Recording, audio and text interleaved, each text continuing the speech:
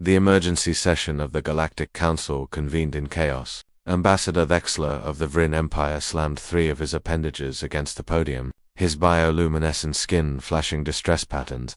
17 systems have gone dark in the past solar cycle alone, he announced, his translator struggling to keep pace with his agitation. The defense grid is failing. We need the humans back.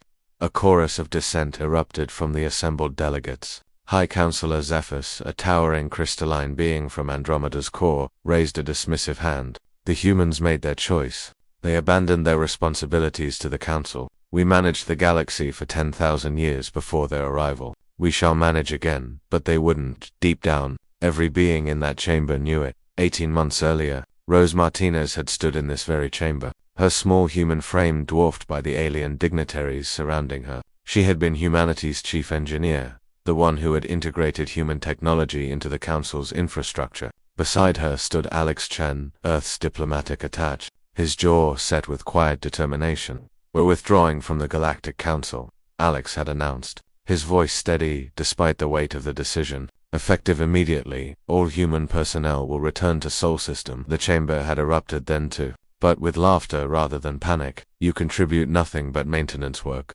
Counselor Zephyrus had scoffed. Your species has no unique resources, no military might, no scientific breakthroughs we haven't already mastered. You are adequate laborers at best. Rose had felt Alex's hand briefly touch her shoulder, a gesture of solidarity. She'd wanted to argue, to list every innovation, every problem they'd solved, every system they'd optimized, but Alex had been clear they would leave with dignity, not desperation. We understand, Rose had said simply. Our ships will depart within the week. All human-maintained systems have been transferred to Council oversight. They had left quietly, 47,000 humans across 200 worlds, gathering their belongings and boarding transport ships. No protests, no sabotage, no dramatic speeches, just departure. The first cracks appeared 3 months later. The hyperspace relay network began experiencing delays. Nothing catastrophic, just 2.3% longer transmission times. The Vryn technicians investigated but found nothing wrong with the hardware. The system was functioning exactly as designed. Then the life support systems on Council Station Alpha 7 started cycling inefficiently, consuming 15% more power. Again, diagnostics showed no malfunctions. The defense grid's response time slowed by 4 seconds in eternity in combat situations. The quantum processors were working perfectly, running the exact algorithms the Council's best minds had designed. That's when Rose's words, spoken during the exit briefing, began to haunt them. All systems have been transferred to Council oversight, not improved, not optimized, transferred. The Council had assumed humans simply pressed buttons and turned wrenches. They hadn't realized that Rose and her teams had been working around the Council's own designs for years, implementing thousands of creating workarounds for fundamental flaws in alien engineering that its creators refused to acknowledge. The hyperspace relays weren't slow because of malfunctioned, they were slow because the Vryn had designed them with a beautiful but inefficient algorithm that prioritized elegance over speed. Rose's team had built shadow processors that quietly corrected the paths without the Vryn ever knowing their perfect equations needed. Help the life support systems were running, exactly as the crystalline collective had programmed them, without accounting for the thermal dynamics of mixing different atmospheric gases. Humans had installed microscopic thermal regulators that preconditioned the gas mixtures, bypassing the inefficiency. The defense grid was operating at its design specifications. Those specifications were simply inadequate. Alex's security team had created an entire predictive layer that anticipated threats and prepositioned resources, invisible to the Council's oversight.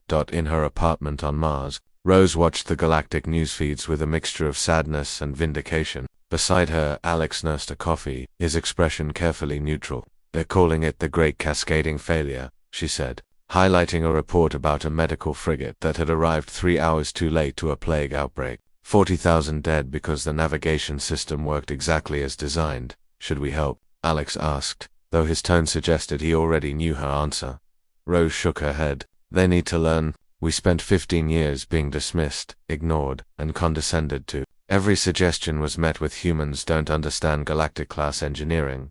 Every improvement we made, we had to hide because admitting their designs were flawed would offend their pride. The casualties are mounting. I know. Rose's voice cracked slightly. But if we go back now, nothing changes. We'll fix their systems, and they'll learn nothing except that humans will always come running when they snap their fingers. Alex nodded slowly. The requests are getting more desperate. Zephyrus himself sent a message this morning, called it a consultation opportunity, not an apology, not even close. 6 months after humanity's departure, the Galactic Council finally understood what they had lost. Not button pushers or maintenance workers, but the only species that looked at a functioning system and asked, how can this be better? Every other race had reached the stars and decided they had arrived. Humans had reached the stars and asked, what's next? The Vrin designed beautiful equations. Humans made them work efficiently. The Crystalline Collective created elegant systems. Humans made them practical. The Council had built a civilization on the foundation of good enough. Humans had quietly transformed it into something that actually worked. Now, as star lanes fell silent and defense perimeters crumbled under attacks that should have been easily repelled, the Council learned a bitter truth. Competence isn't loud. It doesn't demand recognition. It simply keeps things running, invisible until it's gone. High Counselor Zephyrus stood before the assembled races, his crystalline structure dimmed with humiliation. I move that we formally request humanity's return to the Galactic Council. As equal partners, the vote was unanimous. On Mars, Rose received the transmission. She looked at Alex, who simply smiled. What do you think? He asked. Rose considered the galaxy they'd left behind flawed, proud, but capable of learning. Finally, I think, she said, we should discuss terms, because humans had departed quietly, but they would return on their own terms, or not at all.